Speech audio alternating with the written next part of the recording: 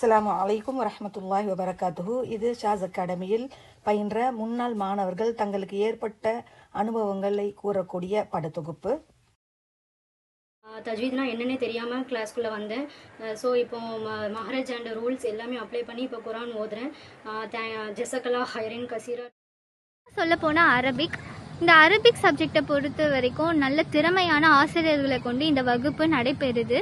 அல்ஹம்துலில்லாஹ், இந்த அரபிக் கிளாஸில் படித்த பிறகு நம்ம குரானில் ஓதக்கூடிய ஒரு சில வசனங்களாக இருக்கட்டும், வார்த்தைகளாக இருக்கட்டும், நம்ம படித்த அரபிக் சப்ஜெக்ட்லேருந்து வரும்போது அதோடைய அர்த்தங்களை நம்ம புரியும் போது அதில் இருக்கக்கூடிய சந்தோஷங்களுக்கு அளவே இல்லை. அல்ஹம்துலில்லாஹ், நீங்களும் என்னை போல் இந்த சப்ஜெக்டில் இந்த கோர்ஸில் சேர்ந்து பயனடையணும்னு சொல்லி நான் துவா செஞ்சுக்கிறேன்.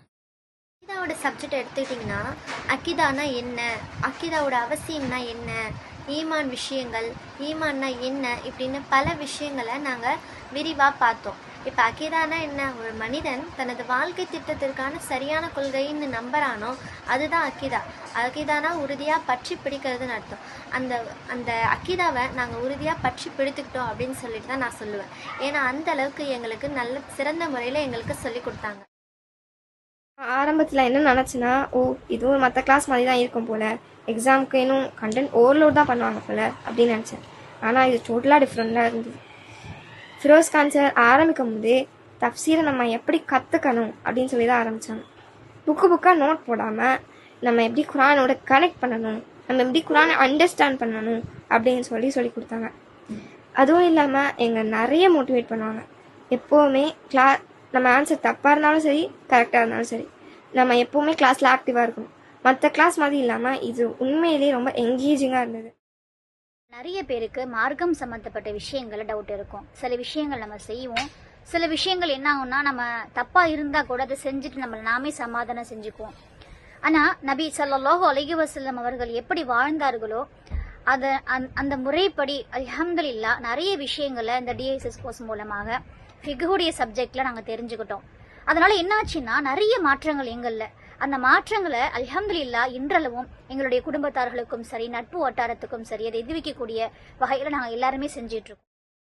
அந்த சீரா கிளாஸில் நபி ஸல்லல்லாஹு அலைஹி வஸல்லம் அவங்களுடைய வரலாறை பற்றி முழுமையாக நாங்கள் தெரிஞ்சுக்கிட்டோம்.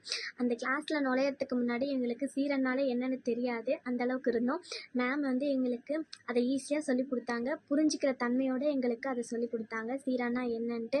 அதில் நபி ஸல்லல்லாஹு அலைஹி வஸல்லம் அவங்களுடைய வரலாறை பற்றி, அவங்க போர் என்னென்ன மேற்கொண்டாங்க எல்லாத்தையும் பற்றி எங்களுக்கு முழுமையாக சொல்லி கொடுத்தாங்க.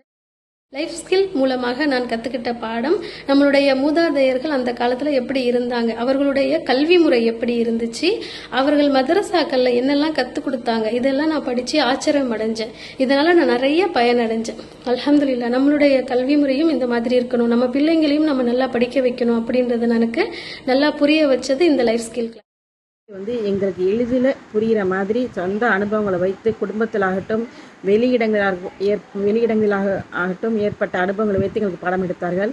அது எங்களுக்கு இலகுவாக ஒரு புரிதலையும் ஈஸியாக மன்னம் செய்யக்கூடிய வாய்ப்பினையும் ஏற்படுத்தி கொடுத்தது. அல்ஹம்துலில்லாஹ்.